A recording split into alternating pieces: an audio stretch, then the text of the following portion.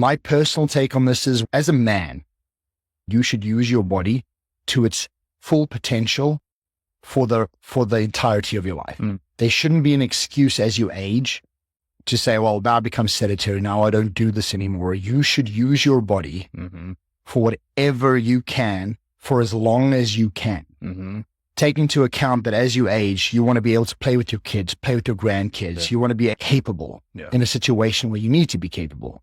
And the use it and lose it rule is a very real thing. Oh, yeah. Right. So when we talk about body, the two things that are the first that come to mind is a physical exercise and nutrition. Yeah. Right. Those are two major tenets, right, under body, which I think people, it's always a good starting point for me. If you want to break down for anybody struggling to find purpose, right, I usually find that people who are keeping themselves physically active, looking after their nutrition, generally, they may have a little bit of a dip in mind, body, spirit, and abundance. But if their body is reasonably high, the others don't tend to be far behind. Right. What's your take on that, Kevin?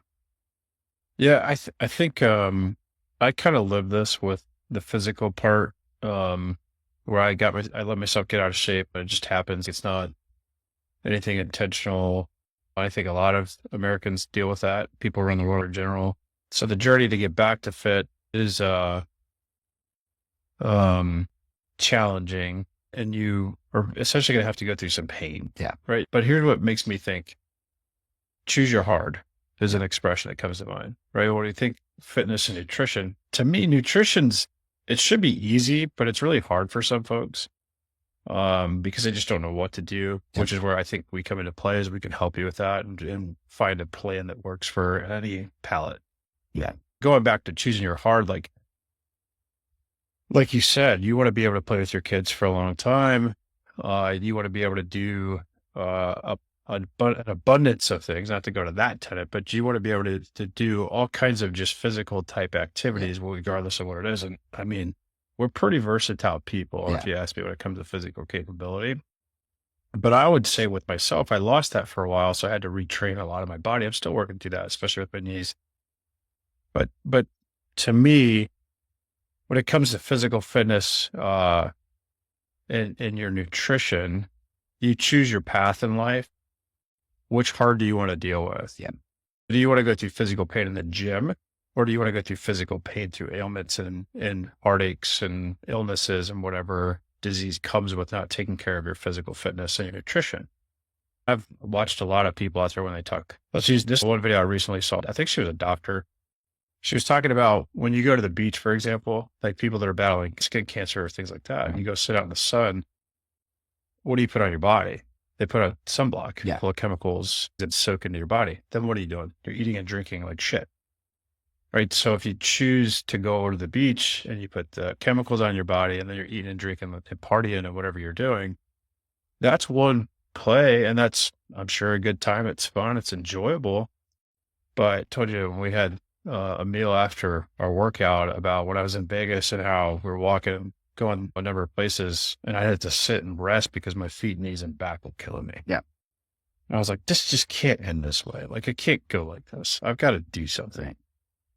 So I did. I took action. I changed my mindset around physical health and nutrition, and started to get back on track, and push myself, push my body, push my limits to the best of my abilities at that time. Yeah. And to me, I don't know if we want to break this out, but what we did in our workout today is just a reminder of continue to push yourself to do difficult things to help you with the aging process. And because again, choose your hard. Do you want to be that old person walking around with the cane because you don't have somebody helping you everywhere you go? You're terrified of a fall.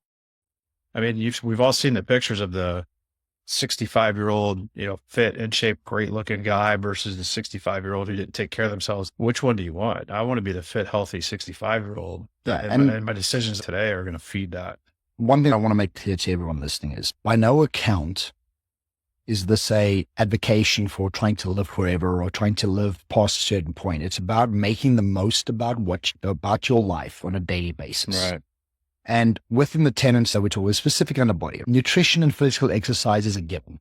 I don't care what age you are. If you're a young 20-year-old and you listen to this podcast, I can tell you now, if I could speak to myself at 20 years old, I was pretty physically fit, but I would change and do so much more. For sure. right? Because I realize the benefits now as I've gotten old. With that said is, the four tenets that we have underneath body, right? Or the subtenets as we would call them is, we have your physical exercise, nutrition, biohacking, and preventative health. Now, the reason I want to touch specifically on preventative health. So today what we did is we went into the gym and did exercises designed to help your body move in ways that don't naturally move. We did a lot of training in regards to changing motion on your hips, joints, especially your knees and hips. We're trying to rehabilitate your knees to get back to a healthier form. Yeah. Now, part of what we also did is we did rolls. Now, it sounds as simple as hell. Is you take your kid to a gymnastics class, right? And they take them there and they teach them how to do a front tumble. Now, your mindset goes as you age. It's the same as if you'll watch videos and you'll see someone, or you'll be at a party and someone says, well, I can still do a con. Yeah. I haven't done one in 15 years. And they do a cartwheel and they fall on the head. Yeah. The reason being is we have a memory lapse of what we were able to do at a younger age. So when you were younger, I could do this. Now, what happens is your mind sets a standard. We do it with strength training. We do it with fitness, right? You go, I used to be able to run 20 miles. I can't run 20 miles. But then there's the flip side where you tell yourself, I can still do that, especially when it's something short and simple, like a cartwheel. All right. So what we did today is we went into the gym, and if you do Brazilian Jiu-Jitsu, any form of MMA, you guys do this consistently in training. It's break forward, right? It's rolling forward, rolling backwards. The reason you train that in MMA is to be able to move your body based on a fall. So when you fall, not to fall down on your face, so that you fall into a position to be able to adjust your body into a defensive position. So what we did today was a simple thing. Go down on your hands and knees, put your head down and roll forward. If you haven't done this in a long time, it seems crazy, because what happens is as you age, it's everyone. Which was my story today. Right. So as you age, the process of aging isn't as much your body adjusting. Yes, if you're going to lift a certain way, your body's going to kick against it as you age, because your tendons will age, your joints will age. So you've got to work around the training. But basic things like rolling over, right? Just doing a tumble forward. It was amazing to me. The first thing you said to me was like, I can't do this. I'm like, yes, you can. But the reason you feel like you can't is because you haven't put your body in a position where it has to regulate its equilibrium.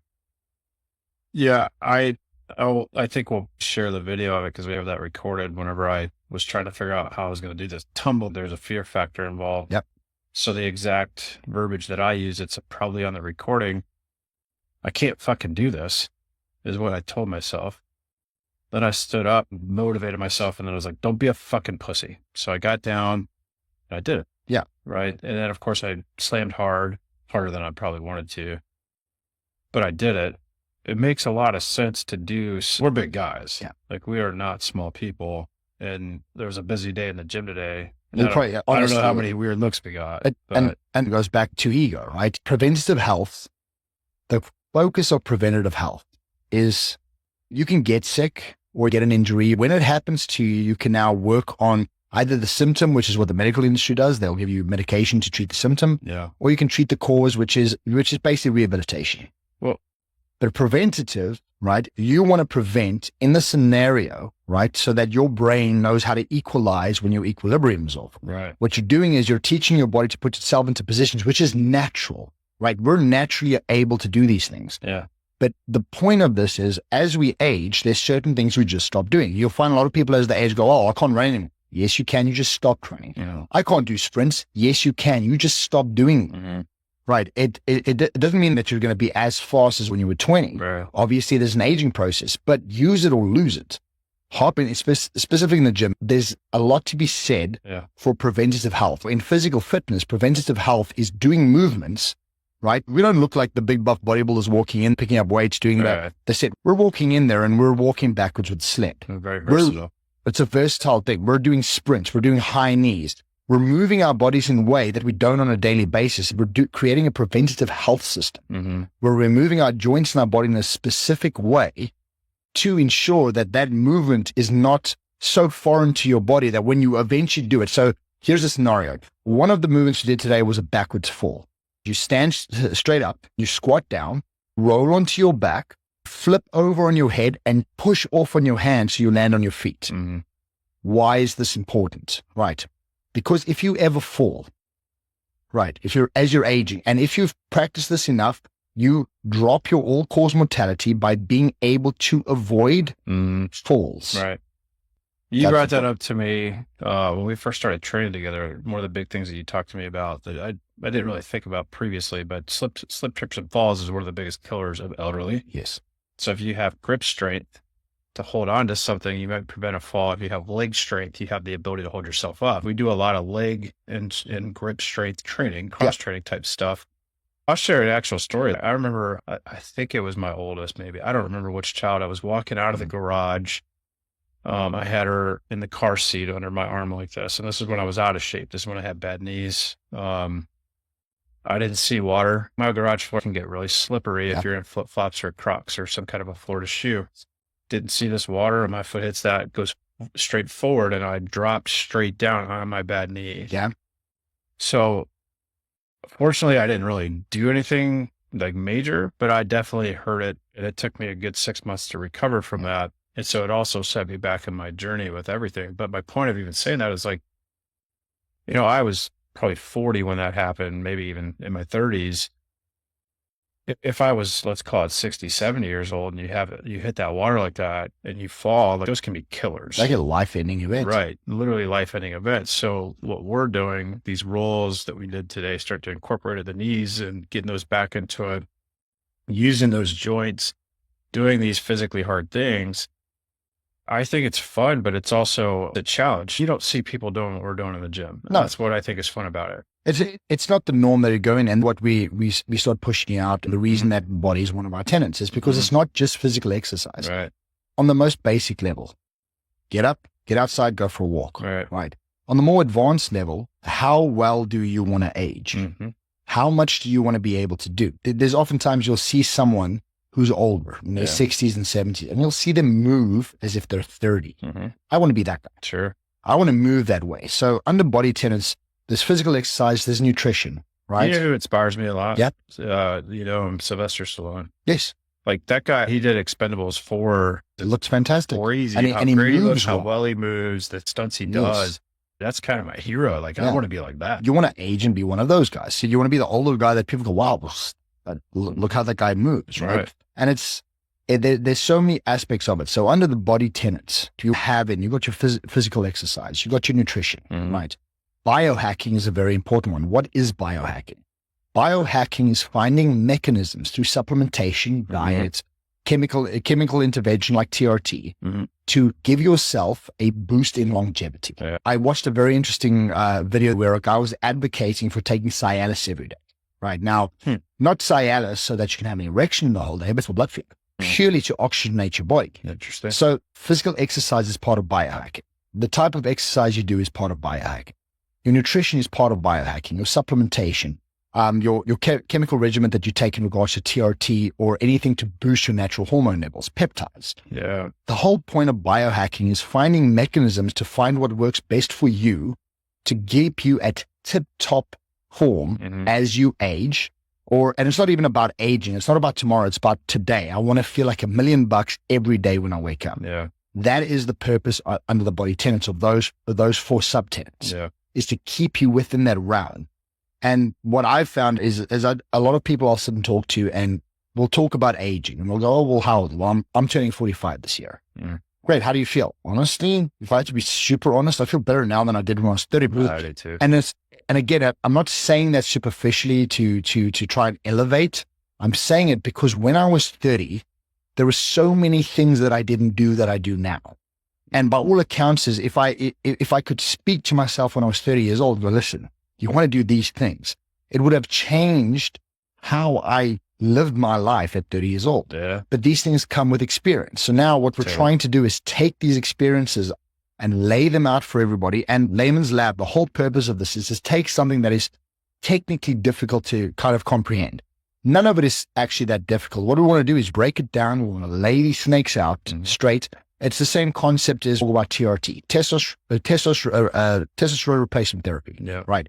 What is TRT? TRT is steroids. When you watch a guy like The Rock, right? The Rock turned 50 last year, so he's 51 this year. And you look at The Rock and you go, he's on steroids. Yes, he is. And he should be, because he should be taking TRT. Right. So is Joe Rogan. So is everybody over the age of 40 who looks good. Right. The levels of what they do and how they do it are immaterial. The point is each one of them is taking steps to maximize their own personal life in regards to physical fitness, mental health, and abundance in all things. Yeah.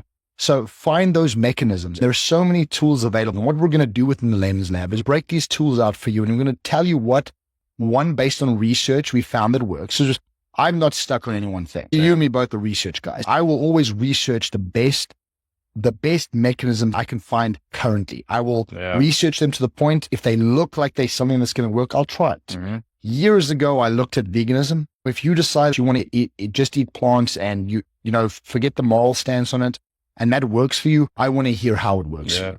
Right. I want to make sure I'm healthy. I want to make sure my gut's healthy. All steps from the top to the bottom.